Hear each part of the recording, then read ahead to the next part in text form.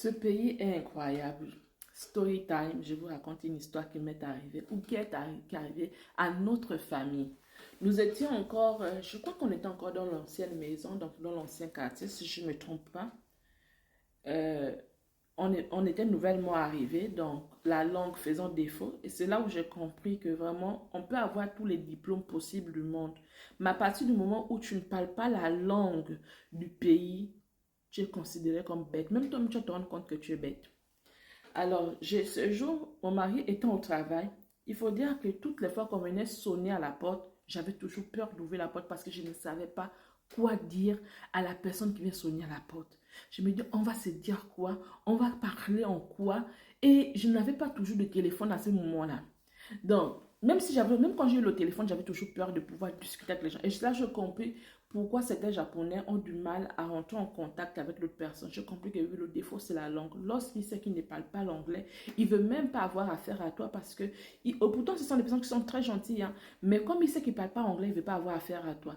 À partir du moment où tu parles japonais, vraiment, il sera ouvert. Si tu parles japonais, il sera là, vous allez discuter. Il est capable de faire des choses extraordinaires pour toi. Ou encore lorsqu'il a voyagé, la plupart de ceux qui ont voyagé, qui sont allés à l'extérieur, donc qui ont déjà cette ouverture d'esprit et qui ont une autre langue, automatiquement dès qu'ils voient un étranger, ils veulent absolument discuter avec toi, savoir de quel pays tu viens, ou parler quelle langue, qu'est-ce que vous mangez chez vous, quels sont vos... En tout cas, ils vous posent des questions et il va rentrer vraiment, il va chercher à savoir des choses. C'est pas qu'il est tellement curieux, non, mais c'est leur culture en fait. Dès qu'il sait parler une autre langue et que c'est une langue que toi tu parles, il va t'aider même pour ça. Donc, ce jour, on vient sonner à la maison. Moi, je prends panique, franchement. D'habitude, quand on venait sonner chez moi, je ne vais pas ouvrir la porte. Ou encore, avant d'ouvrir la porte, j'appelle mon mari pour dire qu'il dit à la secrétaire de s'apprêter parce que c'est elle qui va parler au téléphone avec la personne qui vient sonner. Alors, ce jour, le monsieur arrive, il insiste. Moi, je ne comprenais pas pourquoi le monsieur insiste. Je dis, mais attends, mais pourquoi il insiste, n'a qu'à partir? Donc, j'ouvre la porte quand même, tout apeuré et tout. Et je lui demande, je lui dis directement que je ne parle pas japonais. Ça, au moins, j'avais appris à dire ça en japonais, donc je ne parle pas japonais. Et il m'a dit, non, non, non, non. Il est temps de s'expliquer. Je dis, mais pourquoi il insiste?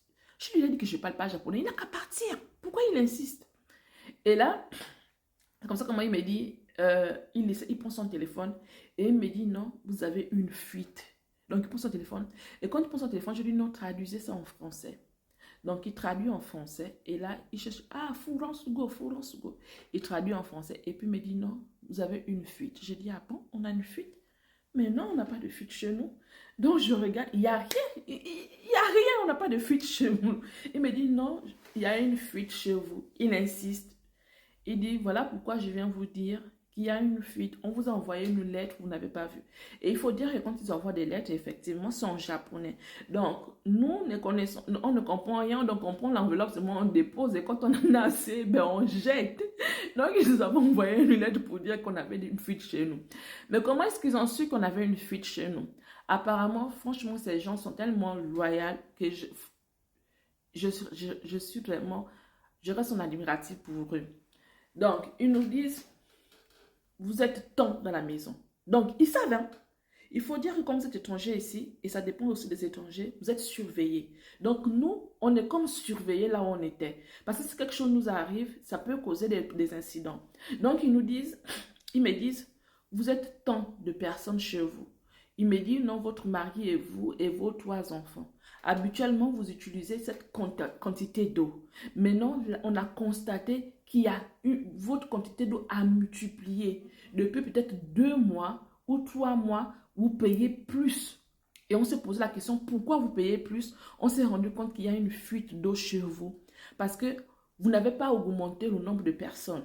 C'est toujours les mêmes personnes qui existent chez vous parce que vous n'avez pas d'autres personnes qui sont venues chez vous. Donc, ils savent même que vous recevez quelqu'un, un invité par exemple de votre pays. Donc, ils disent, vous n'avez pas reçu quelqu'un chez vous. Donc, votre consommation a augmenté. Ça signifie qu'il y a une fuite. Donc, je viens vous remettre personnellement l'enveloppe. Donc, ils me remettent l'enveloppe.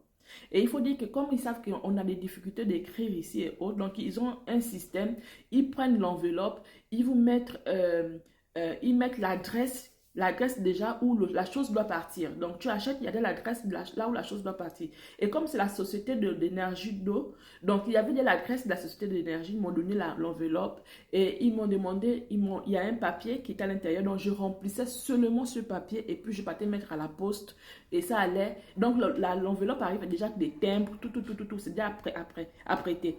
Donc, tu écris tu écris juste et puis tu vas mettre à la poste. Alors, je prends l'enveloppe.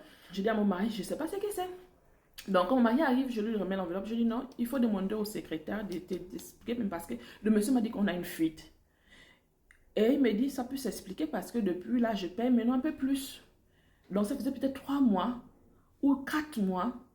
En tout cas, peut-être qu'il y a eu 4 factures comme ça qui sont arrivées où on payait plus.